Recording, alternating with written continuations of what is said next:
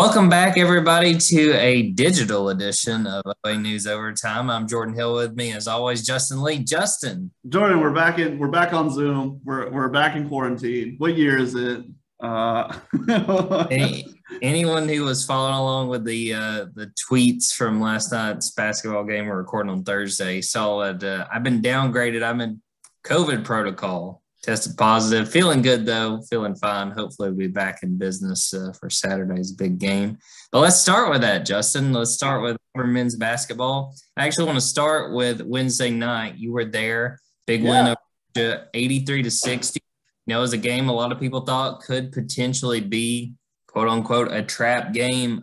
It was not. I mean, Auburn took care of business and beat what was clearly an inferior opponent getting ready for number 12 Kentucky on Saturday. What did you think, not only of the game and what you saw, also the atmosphere and sort of just everything that went with being in Auburn Arena on Wednesday night? That was a bit, and the atmosphere was great. There was a lot of standing room only people there. And, and I didn't really think about it and I don't really remember it. But I mean, like Fergie and Nathan were kind of talking about even 3 years ago when they were good, there were times where it was like 8 p.m. game on a Wednesday. Like, it's not going to be what it is. But here it's like, no, every single game is going to be this way. And I mean, I think that's a good point. It's kind of, I don't know, man. It feels like a new place it's certainly a new place for Auburn men's basketball. And I wonder when is the other shoe going to drop? And I say that ominously as Big Blue rolls into town on Saturday. But it's kind of crazy because you look at like the last 10 days of Auburn. I mean, even the social media is going wild, the memes and the tweets, and like you can just say and do whatever you want. And there's no repercussions, and Auburn's winning everything, and Alabama's losing everything since the national championship game. It's just kind of it's a wild ride right now, and I just wonder, when and where does the magic carpet stop? But Auburn fans, Ryan Sterrett wrote the thing about the peacock, and everyone has embraced it, including the social media team for the actual team. And that is to not worry about that. Don't worry about when it's going to end, and just ride the wave and be loud and obnoxious all along the way. And it's wild, man. And you think about Saturday and like the history and how it's pretty unprecedented. It feels weird because it feels backwards. It feels like, we all thought there'd be, there could be there, and there have been some big games like this, but the mother of all big games, you always have pictured it being Auburn's number 12 and Kentucky's number 2. And instead, Auburn's number 2 and Kentucky's number 12. And crazy, man. And I mean, it's a really big game. It's hard to say that when, I think Auburn playing Kentucky, it's the biggest game at home in Auburn Arena. I think it's certainly the biggest game in the arena's history. But I mean, I can't, it feels weird because so recently the biggest game in Auburn men's basketball program history, in my mind, is slaying the Dragon, beating Kentucky in the Elite Eight at the tournament to go to the Final Four. That's insane. But here comes another Auburn Kentucky classic and another opportunity. Jake wrote his sidebar from the game, included all 5 times that a top 12 matchup has happened in Auburn basketball history, and 2 of the 5 are Kentucky. So now 3 of the 6 after Saturday are going to be Kentucky, which is not to be unexpected. So I don't know, man. That was a long stream of consciousness for an answer for what I thought about the game last night. But just a wild ride that Auburn's on, and you don't know when it's going to stop. And like, you would think that they're going to get caught up in a trap game like Georgia or a trap game at Ole Miss, which is, even it was Justin said on last night, it's even more trappy. But they keep winning, and I don't know how you handle it besides you just keep watching and seeing how it goes. Yeah, I mean, hey, stream of consciousness, that's what a podcast, that was the first idea for a podcast. So that fits the mold pretty spot on. I mean, I think you hit on the things to me. I mean, truthfully, I was kind of surprised yesterday. I saw some of the Plainsmen writers tweeting out, pictures of people lining up. And I was kind of surprised to see that, to a point you made a minute ago, because this Georgia basketball team is not good. I think the line on last night was like 22, and Auburn wound up covering. This was not a highly anticipated matchup. But Auburn fans are all over this team. And it's easy to see why. I mean, to me, as someone who's watching this team and had a chance to watch a lot of how they play, they're just a very fun team to follow. And it seems like whether it's Wendell Green shooting from the logo, or if it's Walker Kessler blocking any shot imaginable, or if it's Jabari Smith, who I tweeted this last night. I swear to God, I know he has missed, but if you told me that he has hit every jumper he's attempted, I'd be like, yeah, that's right. That's right. You're always pretty confident when it goes up. It's so smooth. I mean, it's not, we're not two NBA draft experts, but it's not hard to see why he already came in with high expectations, and now it seems, like a lot of people really think he could be the top pick. It's been very fun to watch them and to see the support, especially. And I can't even imagine what Saturday is going to look like. It's going to be utter chaos in a good way.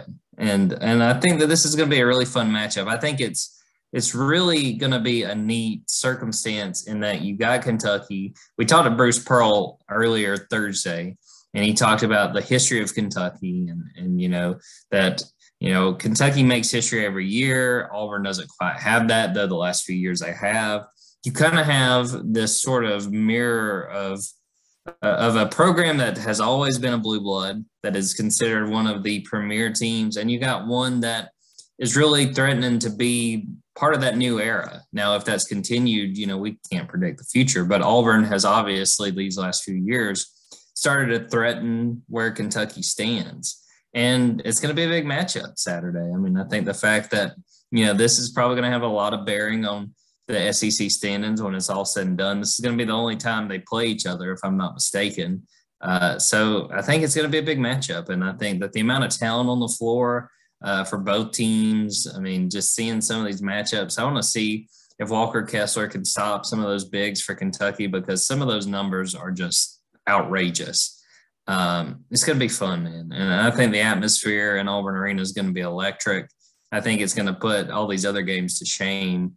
And I tried to look a few minutes ago when you were talking, because I had seen where some people were posting like StubHub or Ticketmaster like prices, and it was ungodly for a regular season basketball game. But I think it tells you the energy around the team and what Saturday's going to mean.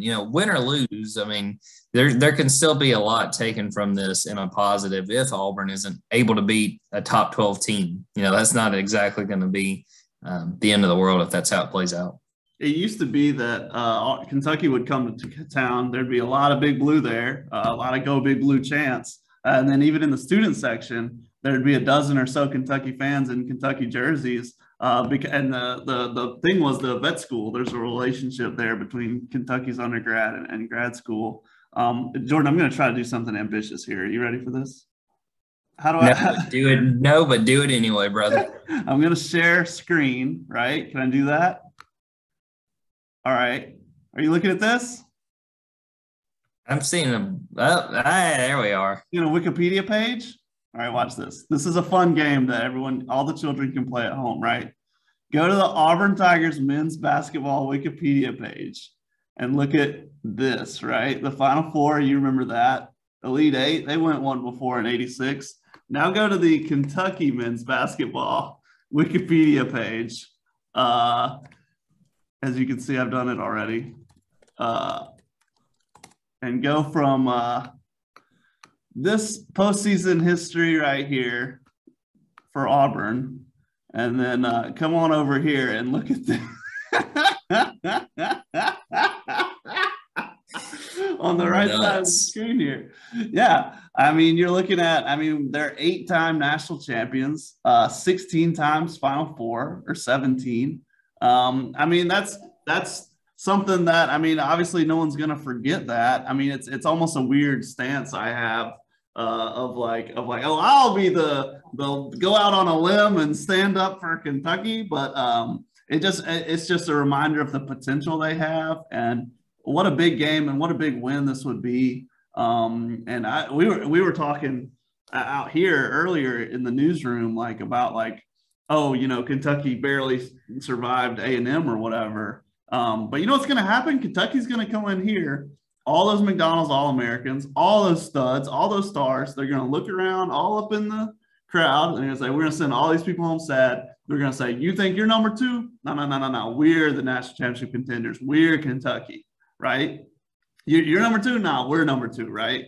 That's how they're going to look at it. And when a team like that, a talented team like that is motivated, it's going to be hard. And obviously, I'm not telling anybody anything they don't know, but I mean that's the opportunity that lays ahead for Auburn. Just because Auburn's ranked higher, you know what I mean? It's still the Dragon, man. It's still the Dragon coming to town, and it would be a really big win, I think, for Auburn to slay the Dragon.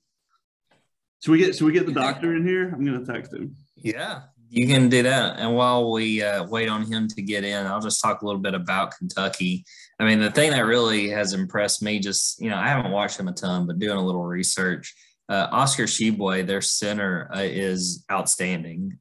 He leads the SEC in rebounds per game by a pretty wide margin. He leads the SEC in field goal percentage, which I think that helps when you're a big man and can just put it right down there. But he's been a big part of the attack. And I think that watching how he and Walker Kessler go up against each other, to me, is going to be one of the big matchups. And it's going to be a situation where Walker is going to have to stay out of foul trouble. And I see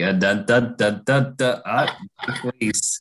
There's the man during the picture. Well, it's gonna be it's gonna be Wendell and Walker versus Ty and that guy, right? I mean, yeah, and Severe Wheeler, the former one of KD's teammates at Georgia. Ladies and gentlemen, be part of that. Jake Weiss is here. We brought our intern. He's back on the podcast, back for another semester. How'd I do in picks?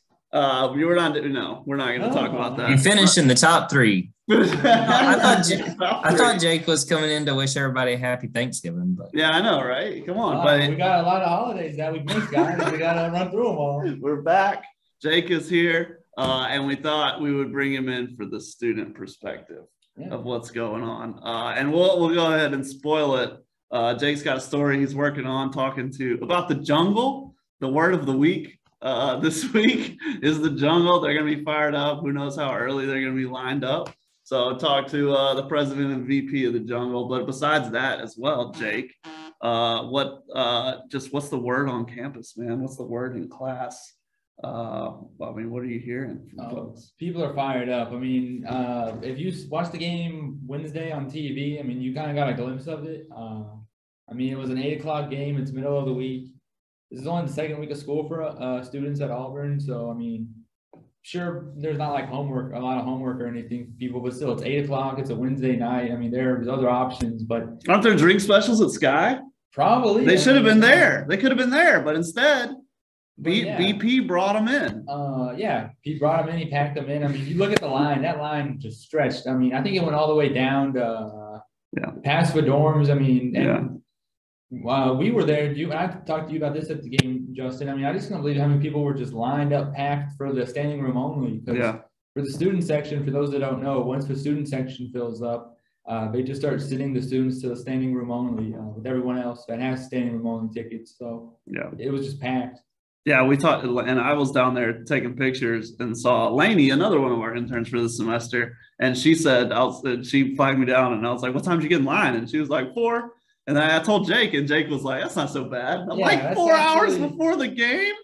I was a little surprised she got in when you told me that at 4:00. I'm like, wow, she got lucky. She got in. So who was it that said? Was this on Twitter, or did I make this up? Where someone had said that they're going to go to the gymnastics meet and then they're just going to stay. No, I've seen that on Twitter. I believe I've seen that on Twitter. I haven't heard. No one's told me, "Hey, I'm going to," But I have seen that on Twitter where people are saying, "Hey, go to gym. After gym ends, get back in line and you can start waiting to get into the Kentucky." That's a 12-hour wait. Yeah, no, I'm not. Midnight to noon.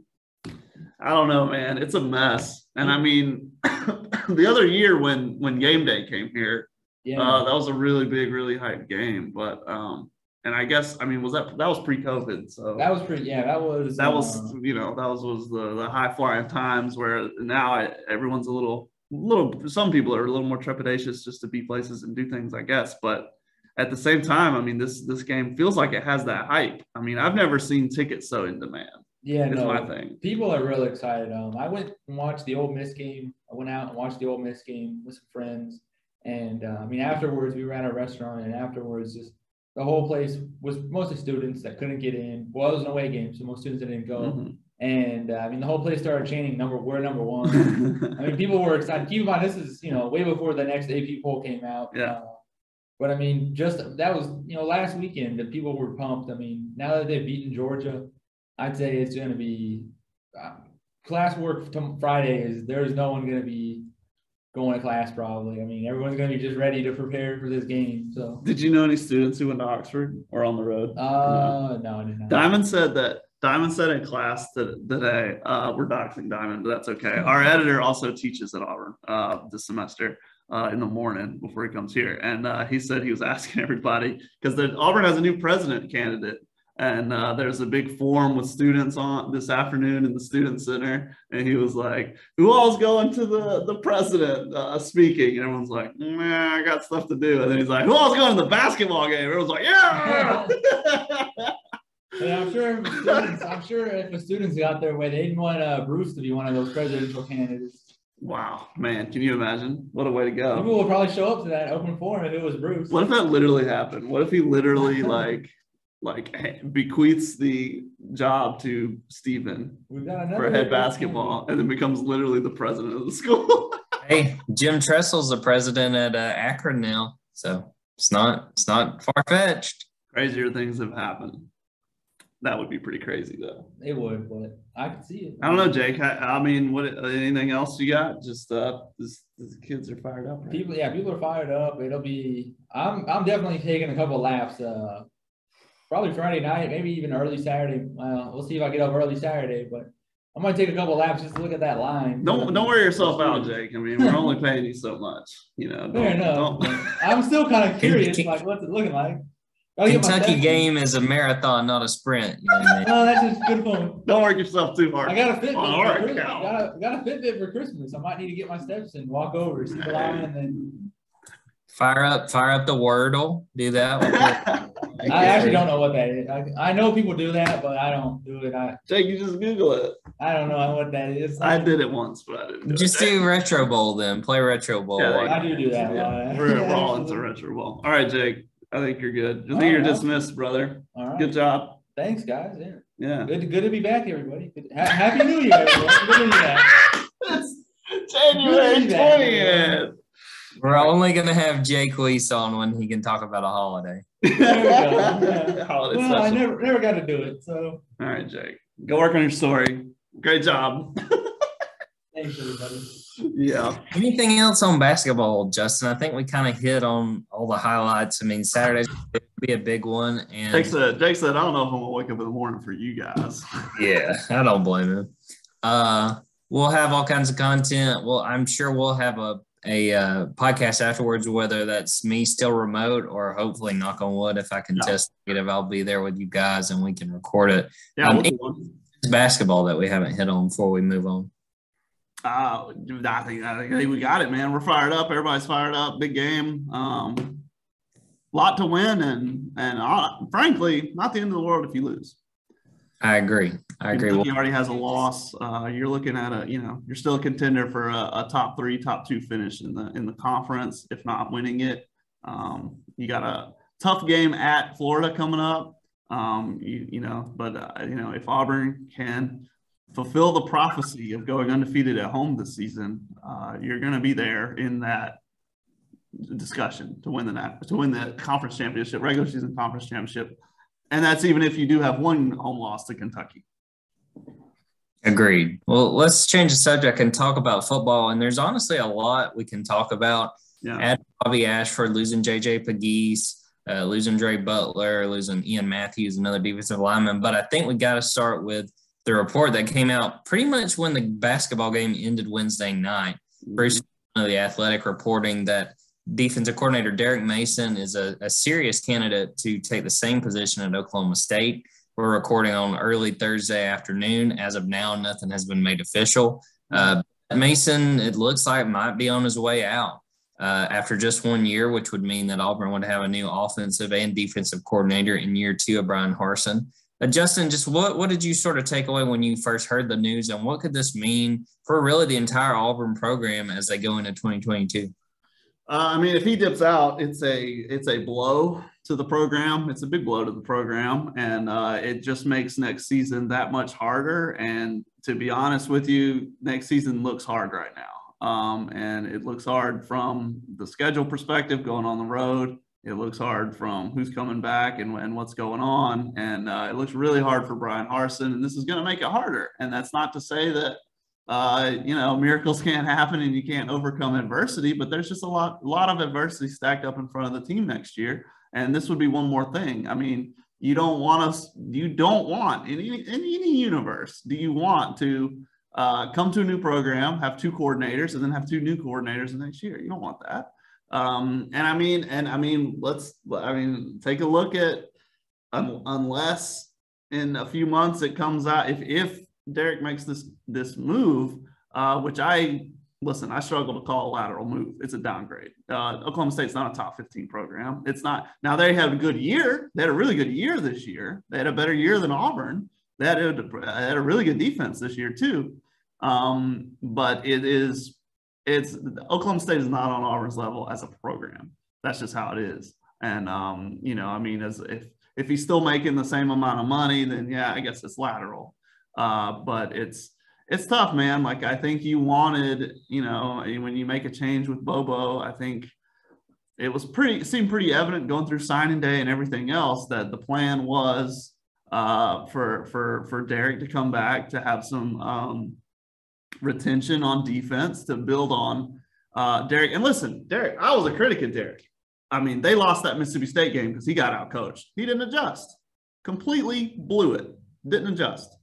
But 75% of the time, 80% of the time, it's pretty good defense. They, conversely, credit where it's due. They had a chance to beat Alabama only because of the defense. So he had a really good year. It wasn't great, wasn't stellar, really good year. And you were hoping he could go from good to great next year. Yeah, I mean, those are just the thoughts. And if he goes, it just makes there's nothing anyone can do or say, because next year's going to play itself out. Auburn's headed this way. This is how it's going to be for at least the next 12 months. And we just have to see how it goes. But it's one more. I mean, if Brian Harsin is Sisyphus pushing up the boulder, it just got a little bit heavier. Is how I'm looking at it. I mean, I think you hit it. I think that, it just seemed like things were at least kind of treading in the right direction with the defense. I mean, with what, some of the guys they were able to bring back, Owen Papo, Colby Wooden, Derek Hall, and then to lose the defensive coordinator not long after you lost defensive line coach Nick Eason to Clemson. I mean, I think that's a huge blow. And I kind of feel for some of those guys who have already decided they're coming back.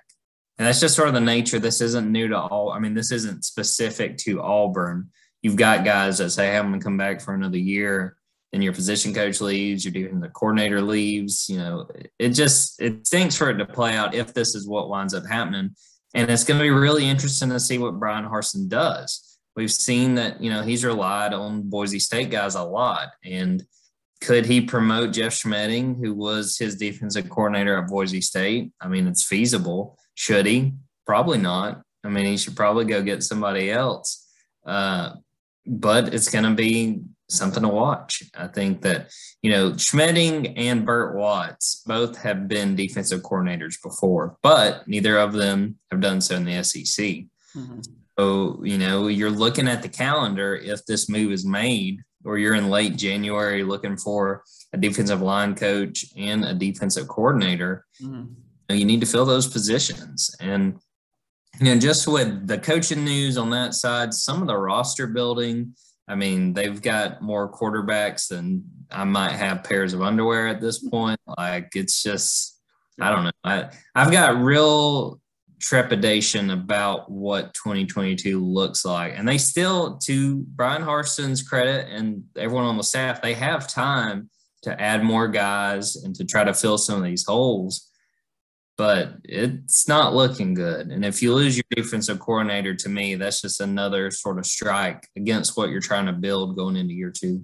Yeah, I think like you said, it's I didn't even thought about, just he could go in house with guys who have been his defensive coordinator before. But the other thing is that you would have the money because unless I guess Bobo's going to have a big buyout, it'll only be reduced if someone hires him, because you know how those buyouts go. It's like, we'll pay you what you're not getting paid.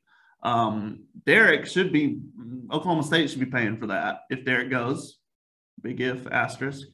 And so all that's free money. You have that back at your disposal. And I can't imagine offensive coordinator Ryan is going to get paid much for his very first offensive coordinator job. I don't think he's making what Derek and Bobo, veterans of the conference, were making. You went with the Ryan Davis. It's Austin Davis. Whatever.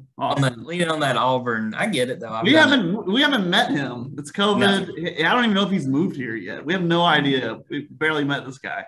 He's our age, and we might see him in a Call of Duty lobby more than out around town.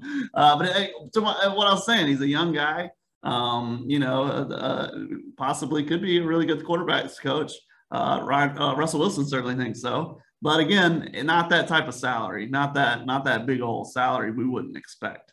We don't know yet because it's a secret. But so they should have the money to, all this to say, like when Gus brought in Will Muschamp, like a big name hire, a big name quick fix, a splash guy. It's like, all right, you come in and let's you run the defense and we'll kind of like Mason was, you could go get a former head coach with the money that Auburn has to play with. No doubt about it. Well, I'm going to throw it to you, Lee. I'm going to go grab a laptop charger while you do this. Tell us a little bit about AU gymnastics. What's going on with gym, how things are kind of shaping up, what's next? Yeah, man. First of all, I'll plug while you're gone. Last night, I jumped on the Auburn Observer podcast with Justin and Painter. Good folks. So go to auburnobserver.com. Check out that. We talked about a little bit of basketball, a little bit of football. And then that was our big gymnastics season preview extravaganza. But yeah, man, it's the first home meet. We talk about excitement for this Kentucky game. Everybody's excited for this. The Olympic champion Suni Lee will be making her Auburn Arena debut. So far the first couple meets, it's been exciting. Like everything that this team has been fired up about has come through 2 meets. I mean, they have basically had 2 fourth quarter comeback wins. You know what I mean? And winning isn't the only thing in gymnastics. It's all about the score. But they posted. They went to Arkansas and we hyped that meet up and they hyped that meet up, and with good reason. Like in gymnastic circles, that was a really hype meet. Arkansas it was the first ever meet in Bud Walton Arena, the big boy arena. They had been competing, and they will go back to competing at Barnhill, their old thing. And then Bud Walton is their has been basketball only, a 20,000 capacity venue. They had about 10,500 in the meet. But it was a hype meet, big meet, and Auburn went up there and did its thing and won with a really good score with a 197.250. And that meet, this will just tell you, that meet outscored the Florida-Alabama meet. Florida, national championship contenders, the team with Trinity Thomas, who got 2 10s on Sunday at this meet. But that Florida-Alabama meet was so hype. Alabama, usual national championship contenders. That meet was so hype. That meet was on Sunday. It was on national TV. Like, I think it was on like ESPN1 or maybe even like CBS or something. I don't remember. But it was a Sunday afternoon meet, super hype. It might have been on like ABC. Like, I'm telling you, it was a really hype. But then you look at it, it was not the hottest meet in the conference. Auburn and Arkansas both outscored both Florida and Alabama, which just goes to show where those programs are going, and kind of why we were talking about that meet the way we did. I mean, 3 Olympic gold medalists are in that gym, and that the scores prove it, right? High flying meet, and now you got to come into home. But the home meet brings a whole other slew of challenges, and this is something that we talked about this week with the gym team. I think one of the things, and I've got to write this in an article one way or another. When I talked to Suni months ago when she first got here, she was talking about how nervous she was going to be for the first meet, like in Auburn Arena. And I was like, what are you talking about? You're an Olympic gold medalist. Like, why would you be nervous about a home meet where, everyone's just excited to see you, and like you're at home and you're doing your thing in your best possible scenario, right? But it's not that way. She's like, well, everyone in the building is going to be there to see me. Like, everyone's going to be looking at me and excited to see me. It brings an entirely different level of pressure from the road meet. And on the road, it's you against the world and all of that. But at home, it's almost like they pointed out, it's a different kind of energy and feel. And I'm telling you, in this sport, in gymnastics, much like swimming, when you're dealing with a fraction, or in track, when you're dealing with a fraction of a second, when you're dealing with a tiny, minuscule wind change or ripple in the water that could change you from breaking a record to having a ho-hum score. Gymnastics the same way, man. You're looking at flying through the air at split seconds. You're looking and energy, heart rate, all of that can play into a factor in a major way. And it's not like football or basketball where you have 60 minutes, or basketball where you have 40 minutes for things to play themselves out and to settle in. You're doing a vault. You just did a vault. That's it. It's over. That's it. You vaulted. You're done. It takes 1 second and that's it. So that's why we spend time talking about pressure and emotions and how they manage it and stress. And that's the story this week, is how do they manage kind of just the stress of living up to all this hype and obviously, like every fan in that building would tell Suni, like, relax, we're happy to see you, even if you don't do so well. We're just glad you're here. But that's something that everyone has to manage. So that's just the main takeaway. If even the Olympic gold medalist who was out there performing in front of the world in Tokyo, she's nervous about a home meet in Auburn Arena, I think they're all nervous about it.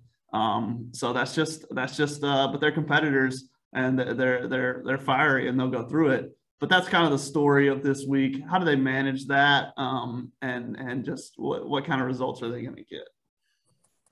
Yeah, I mean, just to kind of further the point you were just making, after the preview meet, which for anyone who doesn't follow gymnastics was essentially an exhibition. I mean, Suni talked about having nerves for that. So, I mean, to me, that shows you how seriously they take, a chance to compete in Auburn Arena. And I think it's going to be a very fun meet to follow. And Justin will be all over that and have all kinds of content from that.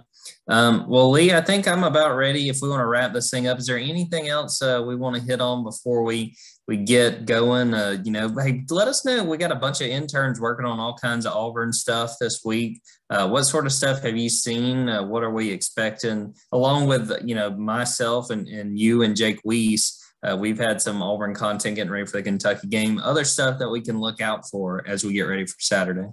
Ansley wrote a story today about, it ran today, about the whole, peacocking, man, the meme madness, and just the way that Auburn has embraced it. They put out that T-shirt, social media teams put that peacock on there. So our new intern, Ansley Franco, wrote about that. Jake's taking a deep dive with the jungle, talking with the folks behind the scenes that make the jungle what's now being touted. You're hearing it more and more as one of the top home environments, if not the top home environment in the country, the way things are right now. And yeah, man. And we're going to listen, man, we got gym coming up, and Friday night, I'm going to cover that meet, and I'm going to walk outside. I'm going to see who's in line, and we'll see if anyone's there yet. It's going to be cold, man. I hope for the kids' sake that they don't line up then, but we'll see. And yeah, I mean, it's got that feel. I mean, like I remember, like we were talking about when game day came. It was really an all-day experience because we had to go cover game day. We did a photo gallery of everyone's favorite signs and all that. This time there's no game day, but it feels like an all-weekend thing because you've got gym and then you've got the quick turnaround. I mean, you know, they're going to be if someone's in line at 3-4 in the morning outside, there may well be workers inside converting that building from gymnastics to basketball. It's gonna be an all night kind of all weekend thing. There's gonna be activity, which is, you know, hey man, on the quiet plains, when a weekend like this happens, you just embrace it and enjoy it. And then you got another one the next week with the Alabama meet. It flip flops. The big meet is on Friday, and then a little non-conference do-si-do with Oklahoma on Saturday. So, but hey, man, we're just living in the moment. We're gonna follow everything that we can and put out what we can. And yeah, man, just follow us on social and oanow.com, man. Yeah, we'll have all kinds of content, no doubt. Like I said, take one break from memeing for a minute. Yes, you know, just a second. Just a second. Hit follow on By Justin Lee on Jordan D. Hill. Jordan Davis Hill. Yeah, Jordan Davis Hill. and AU blog. And then you get back to it. Get back to the Peacock. Then go back to your memes. We know. Love them. All right, we're going to get out of here on that. Be looking for all kinds of content, more podcasts coming out in the next few days. I will wrap it up with that. For Justin Lee, I'm Jordan Hill. Until next time, take care.